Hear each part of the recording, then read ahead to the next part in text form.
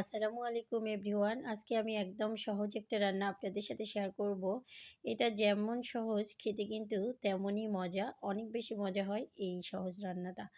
তবে আমি তো অনেক বেশি পছন্দ করি, সাথে আমার পরিবারের সবাই অনেক বেশি পছন্দ করে এই ছোটো মাছের চচ্চড়িটা। ছোটো মাছের চচ্চড়িটা হচ্ছে আমি ঠিক যেভাবে রান্না করি তো সেটাই হচ্ছে আপনাদের সাথে শেয়ার করছি। অবশ্যই আমার পুরো ভিডিও দেখবেন।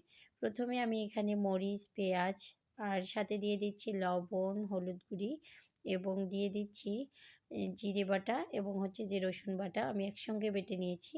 হাফ চামচ পরিমাণ করে দিয়ে দিলাম 1 টেবিল চামচ পরিমাণ। এবার তেল দিয়ে সবগুলোকে খুব ভালোভাবে মেখে নিচ্ছি। আমি মাছ চচ্চড়িটা সবসময়ের জন্য কাঁচা মরিচ দিয়েই করি। এখানে গুঁড়ো মরিচ অ্যাড করি না। আর সাথে হচ্ছে বেগুন দিয়ে হচ্ছে আজকে চচ্চড়িটা করতেছি। আজকে চিকন বেগুনটা ছিল না, যার কারণে হচ্ছে মোটা বেগুনটাকে এভাবে আমি চিকন চিকন করে কেটে নিয়েছি। এবার বেগুনগুলোকে দিয়ে খুব ভালোভাবে মেখে নিব। মাছ চচ্চড়ি করার ক্ষেত্রে যত ভালো মাখানো হবে খেতে কিন্তু ততটাই বেশি। এগুলো দেখেন একদম নদীর মাছ, টাটকা মাছ, একদম মাছগুলো লাফাচ্ছিল। তো যাই হোক, এবার মাছগুলোকে দিয়েও আমি হচ্ছে খুব ভালোভাবে মেখে নিচ্ছি। এরকম তাজা মাছ খেতে কিন্তু অনেক বেশি মজা হয়। আর এগুলো যেহেতু নদীর মাছ একটু বেশি মজা হয়। খুব ভালোভাবে মেখে নিয়ে এবার এখানে আমি পরিমাণ মতো পানি অ্যাড করে দিচ্ছি। মানে পানিটা একদম বেগুন এবং মাছের গায়ে গায়ে থাকবে, বেশি দেওয়া যাবে না। বেগুন থেকে এমনি অনেক পানি বের হয়। তো যাই হোক, এবার আমি ঢাকনা দিয়ে ঢেকে আবার একটু ঢাকনাটা তুলে আপনাদের দেখাচ্ছি।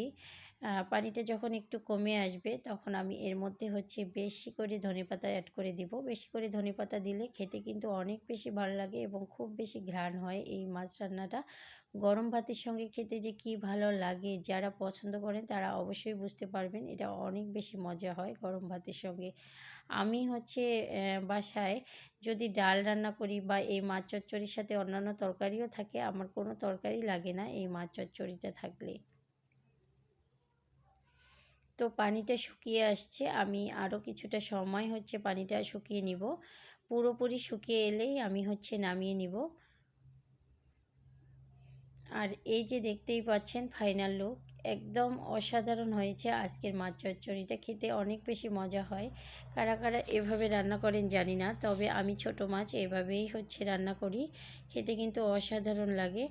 আমি হচ্ছে যেমন পছন্দ করি, সাথে আমার পরিবারের সবাই অনেক বেশি পছন্দ করে বেগুন দিয়ে। তবে এই মাছটা আলু দিয়ে রান্না করলেও কিন্তু অনেক বেশি ভালো লাগে। তো যাই হোক, আমার ভিডিওটা ভালো লাগলে অবশ্যই একটা লাইক করে দিবেন। ধন্যবাদ।